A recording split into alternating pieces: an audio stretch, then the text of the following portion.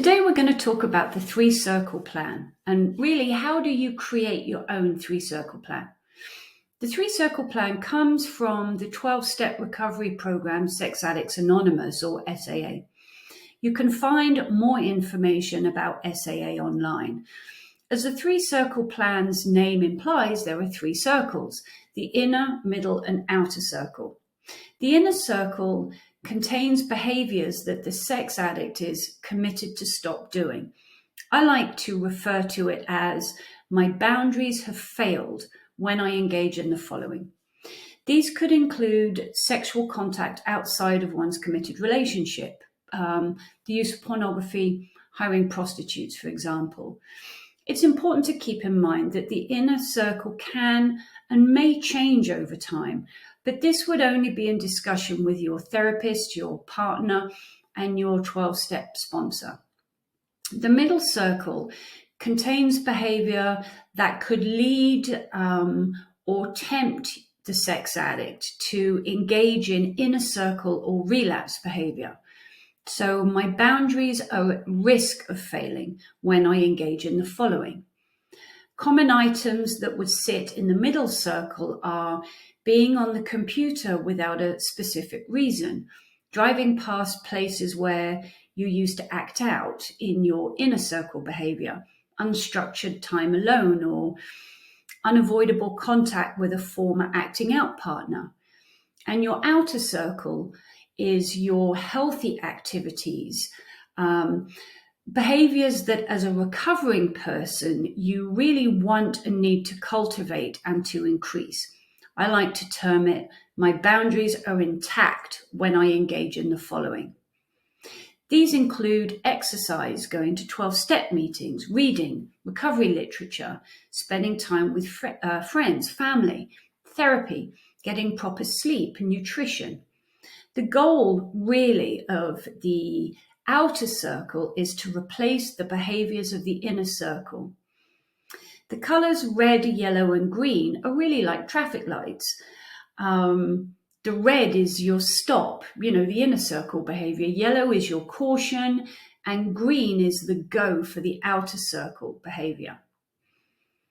So how do you create your own three-circle plan? Well, think about your inner circle being your abstinence list. So list the behaviors that you're addicted to, that you're committed to stopping. For example, if your addiction is to massage parlors, then by definition, to remain sober, you have to abstain from massage parlors. So that would be something in your inner circle.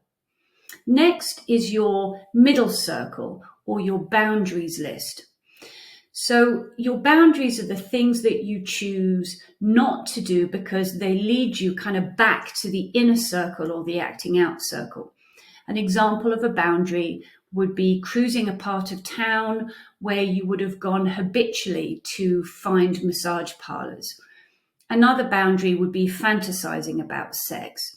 So your boundaries list is what makes up the middle circle. And then finally, I like to call the outer circle your connectedness list. They're the behaviors that bring you peace of mind, meaning, and a feeling of connectedness with the world, your family, the people around you. These would include meditation, yoga, calling a 12-step member, playing sports. Outer circle behaviors actually change your neurochemistry, and they help you deal with cravings and stress. They produce new, healthy neurochemicals that replace the ones that used to be there when you were acting out. These behaviors represent self-care. The items in your three circles plan are not fixed, and over time, you might decide to move things around. Something in your boundaries list may no longer be necessary. Something in your abstinence list may also be something that might move just to a slippery slope.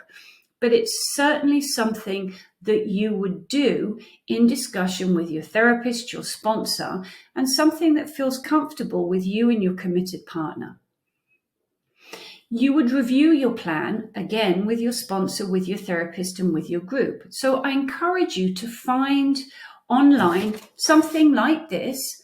Get a piece of paper, find something that's already been drawn, and come up with your abstinence list, your boundaries list, and your connectedness list. And that makes your 3 circles. If you'd like to learn more about the 10 types of problematic behaviors that are connected to sex and porn addiction, go to our website, www.newlifepsychology.ca/guide. Or if you're curious about whether you're struggling with porn or sex addiction, check us out at www.amisexaddict.ca.